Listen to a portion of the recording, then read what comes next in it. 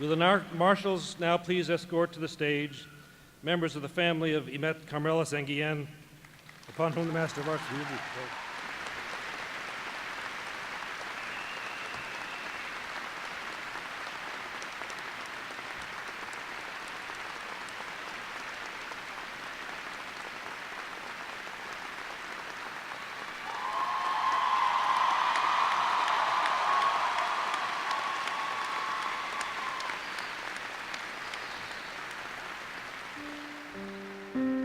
Every year, thousands of young people come to John Jay College of Criminal Justice to pursue their dreams, to pursue their passions for justice, to learn about the world in a different sort of way, to merge their academic interests with their personal and professional interests. And they leave here committed to making the world a better place. Over 10 years ago, one such person who came to John Jay and lit up our campus was a young woman in her early 20s named Imette St Guillen. She came to study in our master's program. She wanted to change the criminal justice system. She wanted to be a fierce advocate for justice. Those dreams were not meant to be for Imette because 10 years ago, February 2006, she was murdered. Her murder galvanized our campus, shook our community, but it also galvanized the city. We wanted to do something in her honor. We set up a memorial scholarship, and two institutions came to join the cause. The Daily News launched a campaign to raise money. ABNY, the Association for Better New York, joined with the Daily News and joined with us. And what we saw was this outpouring of support for a scholarship that would continue her memory, continue her work. We raised over $300,000. And so today, we now every year award the Imette St Guillen Scholarship to a student in her program, the Masters in Criminal Justice, to help them continue their studies, but also to help them understand what she wanted to do and why they were working for justice in her honor. The scholarship allowed for me to intern with the National Network for a year rather than a few short months, where I learned a great deal of information that just could not be learned from textbooks. This real-world experience enabled me to learn more about the cities around the country and the criminal justice issues they all individually face on a daily basis.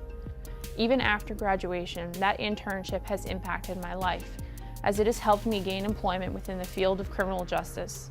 I work with a nonprofit national organization called Center for Employment Opportunities, and we provide employment services for men and women on probation and parole or with criminal justice involvement.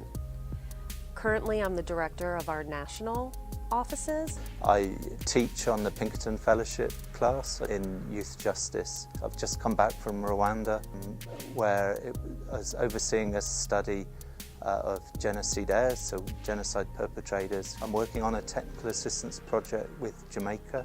I'm working with a female re-entry residential program in Brooklyn. So I think that receiving the scholarship kind of kick-started my career and kind of really solidified my passion for working in justice settings. So I work for the Manhattan District Attorney's Office as a prosecutor, so it helped me finish my degree here at John Jay. It's what catapulted me into where I am now, which is exactly where I wanted to be. The scholarship impacted my career at John Jay by pushing me every day to do my very best. Anytime I felt like I couldn't go on or I wanted to cut a corner, I had to remind myself that my time here was forever tied to Imette. I currently work at CNN, and recently, about 6 months ago, I took a job at the documentary unit, and we do a lot of criminal justice focused stories as well. So I wanted to really earn the right to have the scholarship.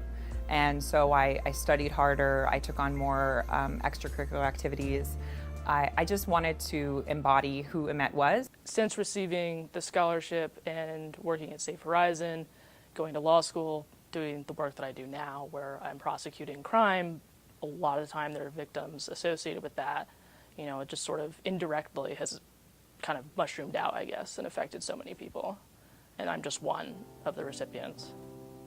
In a way, the scholarship kind of brought me full circle and served as a reminder to me that there's a need to take a holistic view when we're approaching criminal justice issues and both dealing with the aftermath of it.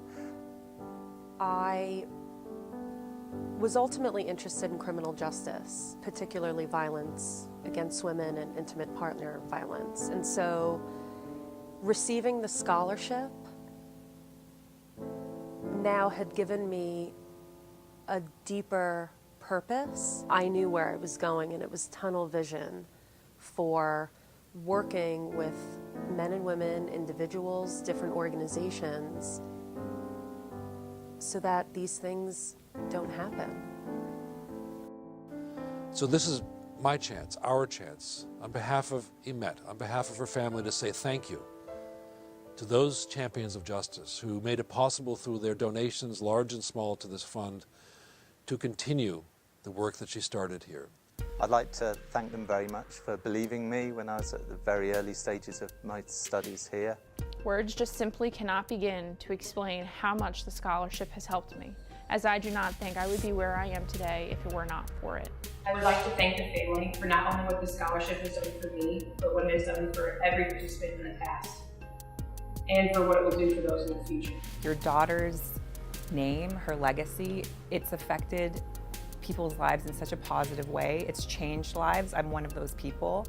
And I try, and I'm sure I can speak for other people who have won this award, to embody the spirit of who she was in the choices that I make. 10 years ago, if their intention was to set up a scholarship to honor Imette, honor her life